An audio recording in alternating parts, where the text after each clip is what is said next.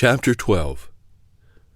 While at Ensenado, our communications for business with Buenos Aires required us to cross the Pampas, or vast prairies lying on the south of that province. To do this, and also to protect ourselves from highway robbers, we united in bands and armed ourselves for defense. Our way was first about 20 miles across the prairie, and then 20 miles further over the Lumas, or highlands, to the city. Once out on this vast prairie without a guide is next to being on the vast ocean without a compass. Not a tree nor a shrub nor anything but reeds and tall wild grass to be seen as far as the eye can extend. About the only things to attract attention and relieve the mind while passing through the deep and dangerous muddy reed bogs and still miry marshes, fording creeks and running streams, were occasional flocks of sheep, herds of swine, horned cattle, and horses, all quietly feeding in their own organized order. On the two last mentioned might be seen large and small birds quietly perching on their backs, having no other resting place. Mounted on our hired half-wild horses, stationing our well-paid postilion ahead, we thus passed over this 20-mile prairie, rank and file, following in the cattle's miry mud tracks, part of the time our arms around the horses' necks, fearing lest we should be thrown into a mud hole among the reeds or left to swim in the stream. After some 4 hours' journeying, the Lumas would appear ahead, then a farmhouse, and then the halfway home or tavern for dinner and change of horses. Soon a herd of 100 or more horses were driven out from the prairie into a corral or yard and set going with full speed around the yard, while the men with their lassos or long hide ropes with a noose at the end, in a most dexterous manner, would throw their noose over their heads and bring them up to the post. Then, wild or not, they were held until the rider mounted, when they would start rank and file again after the postilion, and soon follow the leading horse without turning, as they had learned to go with the herds on the prairie. The same order is observed on returning back to Ensenado. During our stay here, the numerous arrivals from the United States overstocked the market and opened the way for me to purchase a cargo for the Pacific on reasonable terms. The Chatsworth was now loaded and cleared for Lima in Peru. As I had resolved on my previous voyage never more to use ardent spirits only for medicinal purposes, so now, on leaving Buenos Aires, I also resolved that I would never drink another glass of wine. In this work of reform I found myself entirely alone, and exposed to the jeering remarks of those with whom I afterward became associated, especially when I declined drinking with them. Yet after all their comments, that it was not improper or dangerous to drink moderately, they were constrained to admit that my course was perfectly safe.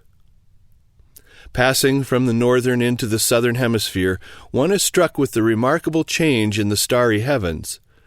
Before reaching the equator, the well-known North Star is apparently setting on the northern horizon, and a great portion of the well-known stars in the northern hemisphere are receding from the mariner's view. But this loss is supplied by the splendid, new and varied scenery in the southern heavens, as he sails onward toward the southern polar regions. Here, away in the southwestern heavens, in the track of the Milky Way, every starlight night can be seen two small stationary white clouds called by sailors the Magellanic clouds. Ferguson says, by the aid of the telescope, they appear to be a mixture of small clouds and stars. But most remarkable of all the cloudy stars, he says, is that in the middle of Orion's sword, where 7 stars, 3 of which are very close together, seem to shine through a cloud. It looks like a gap in the sky, through which one may see as it were a part of a much brighter region. Although most of these spaces are but a few minutes of a degree in breadth, yet since they are among the fixed stars, they must be spaces larger than what is occupied by our solar system.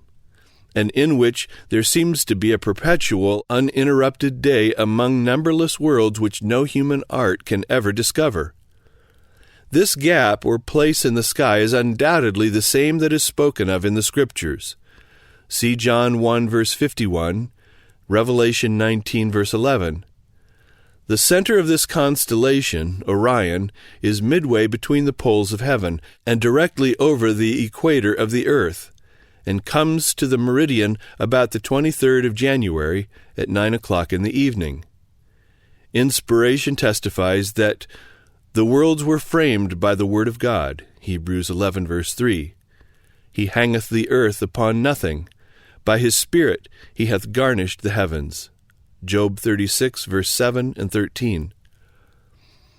On our passage from Buenos Aires to Cape Horn, we arrived in the vicinity of the Falkland Islands, between 300 and 400 miles northeast of the Cape.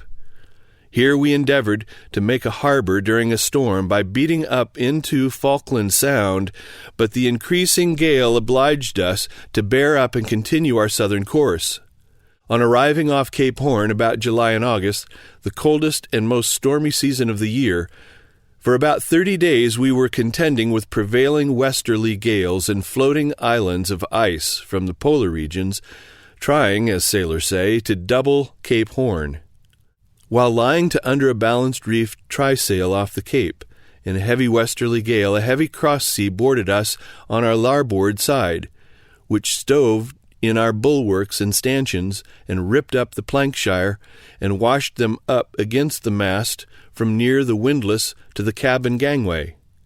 In this exposed and perilous condition, liable to be filled with water and sunk immediately, we set the close-reefed main topsail, and put the vessel before the wind, and to keep her still more steady, we packed on also a reefed foresail, which increased her speed so furiously that it prevented her from rolling the open space under water only occasionally. Fortunately, we had a new main hatch tarpaulin at hand. With strips of this, all hands were now engaged, as opportunity offered, to get it over the open spaces and drive a nail to secure it, and rush back to our holding-on places until the ship rolled again to leeward. In about 2 hours we secured in this way, temporarily, the open space, took in our main topsail and foresail, and hove to again on the same tack under a balanced reefed trysail. Then after pumping out the water and clearing away the wreck, we had time to reflect on our narrow escape from utter destruction and how God in kindness had opened the way for us to save ourselves in this trying hour. After the gale had abated, next day we repaired damages more thoroughly, and at the expiration of some 30 days struggling off Cape Horn against westerly gales and driving snowstorms, we were enabled to double the Cape and shape our course for the island of Juan Fernandez, some 1,400 miles north of us. The westerly winds were now in our favor, so that in a few days we changed our climate and were passing along in sight of this far-famed island, once the whole world to Robinson Crusoe. After sailing north some 2,600 miles from the stormy Cape, the towering mountains of Peru could be distinctly seen, though some 80 miles distant from the coast. Passing onward, we cast our anchor in the spacious bay of Callao, about 6 miles west of the celebrated city of Lima. North American produce was in good demand. Some of my first sales of flour were over $70 per barrel. A few cargoes arriving soon after us reduced the price to $30. Here I chartered the Chatsworth to a Spanish merchant for a voyage to Pisco, some 100 miles further south, with the privilege of disposing of my cargo and returning with his. Soon after our arrival here, the chief mate and 2 of the men went up to the village, about 3 miles from the harbor, to procure beef and vegetables for dinner. The men soon returned with the statement that the patriot soldiers had descended from the mountains and besieged the village, and pillaged the stores where some of our cargo was exposed for sale, and had driven the mate out on one side of the village to shoot him, and also declared that they were coming down to take our vessel and dispose of me because of the Spanish merchant we had brought them from Lima. The mate soon appeared on the beach. After the boat brought him on board, he said that the soldiers, on learning that he was the mate of the Chatsworth, drove him on one side of the village to shoot him. On arriving at the place, one of the soldiers persuaded the others not to kill him. They then concluded to let him go, but beat him most unmercifully with their swords. We made preparations to defend ourselves, but our enemies thought best not to expose themselves within reach of our cannonballs. Notwithstanding our opposing foes who continued to threaten us, we disposed of all our cargo here at better prices than was offered at Callao, and returned to Callao with the Spanish merchant's cargo. While at Callao, a whale made his appearance in the bay. A Nantucket whale ship there at the time followed him with their boats and harpooned him.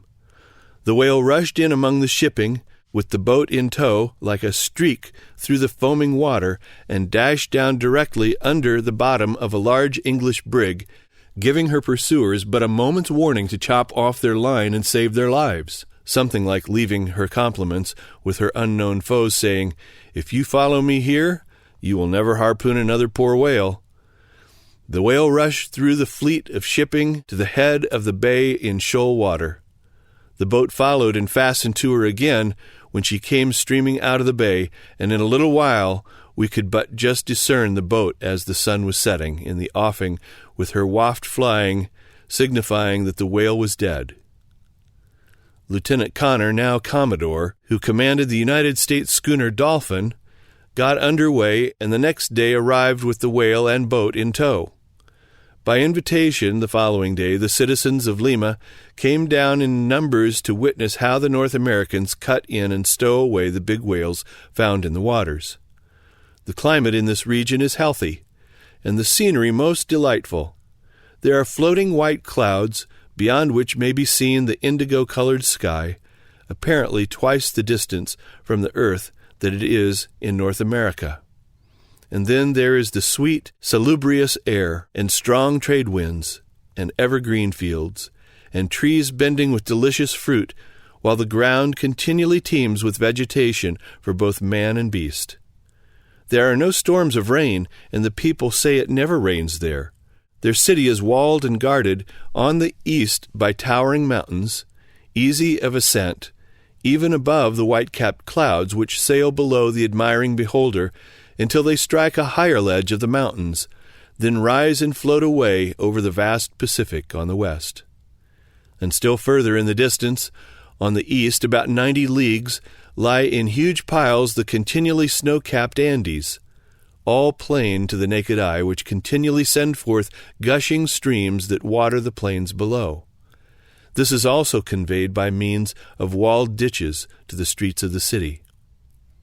Much more could be added to this interesting description to make a residence there very desirable, but one shock of an earthquake, and they are frequent there, perhaps in the dead of the night, when the inhabitants rush into the streets to save themselves from falling dwellings, crying, wailing, and screaming aloud for mercy, is enough to make one perfectly willing and in a hurry to exchange his position for almost any region where the earth rests quietly on its own foundation. It is stated in Mr. Haskell's Chronology of the World that Lima was destroyed by an earthquake in October 1746. This, I think, could not have been the city of Lima, but the seaport of the city called Callao. For the most celebrated and central part of the city of Lima is the Palace Square, on one side of which then stood a very ancient, long one-story wooden building, where the city officers transacted their business. I was frequently told that this building was the palace or dwelling place of the Spanish adventurer Pizarro, after his conquest of Peru. If this statement was correct, then it will be allowed that Pizarro occupied it long before the earthquake in 1746. Hence that part of the city could not have been destroyed, but her seaport called Callao was. The city of Lima is situated about 6 miles in the interior from her seaport, Callao, and is about 700 feet above the level of the sea on an inclined plane. While I was there in 1822 to 1823, 77 years after the earthquake, I frequently visited the place to view the massive piles of brick, from about 18 inches underwater to as far down as I could see that composed the buildings and walls of the place at the time of the earthquake. I was told that a Spanish frigate was lying moored in the harbor at the time, and after its destruction by the earthquake, she was found 3 miles inland, about halfway from the port of Callao to the city of Lima, some 350 feet above the level of the sea. Allowing this statement to be true, and I never heard anyone attempt to disprove it, then it must have been the earthquake that caused the earth first to rise under the sea, causing the body of water between it and the land to rush on with such force that the frigate was carried up the inclined plane, and when the water receded, she was left some 3 miles from the seashore. From all appearances, Callao was overflowed by the sea, for its ruins lie nearly on a level with the sea and are under a lake of water separated from the ocean by a sandbar. I have heard and also observed that the sea does not rise and fall here at stated periods as it does in almost all other harbors and places. Hence it is clear that the body of water which covers the ruins of Callao is not furnished from the sea. Another singular curiosity in this place was the cemetery, about 5 miles out of the city, which was different from anything I had ever seen. At the entrance was the church with the cross. Part of the way round the cemetery was double-walled. The space or passway between these walls appeared to be about 40 feet wide. The walls were about 8 feet high and 7 thick, with 3 rows of cells where they deposited the dead. These were rented to those who could afford to deposit their dead in this style for 6 months or any length of time. Some of these cells were bricked up, and others had iron doors that were locked. The unoccupied ones were open for rest. In the center, between the walls, were deep vaults covered with iron gratings, in which we could see dead bodies all tumbled together without order. I learned that when the 6 months, or whatever time the cells were rented for, closed, the bodies were taken out and pitched into the vaults in the center. Thus they could accommodate others. In another department, the dead were buried underground in rows. Nearby the church was a large circular vault with a steeple-top covering resting on pillars several feet above the vault. This was another burying place. On looking over the railing placed around it to prevent the living from falling in, the sight was most revolting. Some stood erect, others with their heads downward, and in every imaginable position, just as they happened to fall from the hand-barrow, with their ragged, unclean clothing on in which they died. These, of course, were the abject poor, whose friends were unable to pay rent for a burying place underground or in one of the whitewashed cells in the walls. The dead soldiers were carried out of the forts and dumped in here with little ceremony. The air is so salubrious there that no offensive smell arises from these dead bodies. They literally waste away and dry up.